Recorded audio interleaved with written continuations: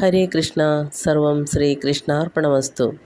സുഹൃതങ്ങളുമൊക്കെയൊടുങ്ങുമ്പോൾ പരിപാകവുമെള്ളോളമില്ലവർ പരിചോടങ്ങിരുന്നിട്ട് ഭൂമിയിൽ ജാതരായി ദുരിതം ചെയ്തു ചത്തവർ വന്നൊരാ ദുരിതത്തിൻ ഫലമായി പിന്നെ പോയി നരകങ്ങളിൽ വീഴുന്നു.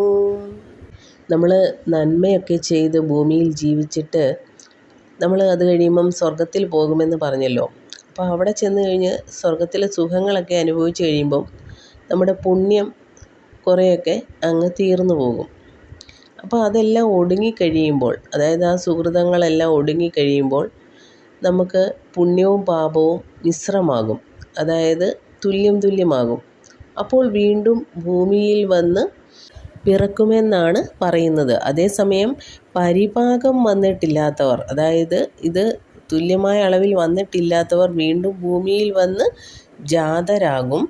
അവർക്ക് നല്ലൊരു ജന്മമായിരിക്കും കിട്ടുന്നത്. പക്ഷേ അവരുടെ മനസ്സിൽ അഹങ്കാരത്തിൻ്റെ വിത്തുകൾ അപ്പോഴും കാണാൻ സാധ്യതയുണ്ട്.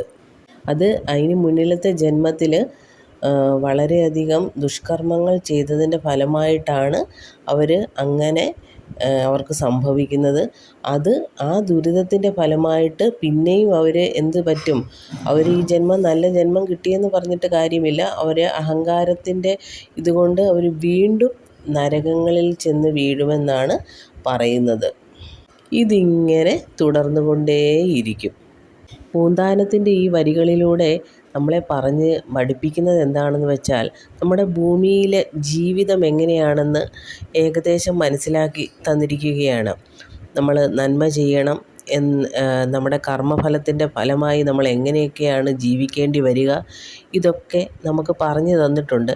ഇത് പറഞ്ഞിട്ട് മനസ്സിലാക്കിയെടുക്കുന്നവർ ആ ഒരു അറിവോടുകൂടി ജീവിക്കുകയാണെങ്കിൽ മനുഷ്യജന്മം നല്ല രീതിയിൽ ജീവിക്കാനായിട്ട് സാധിക്കും.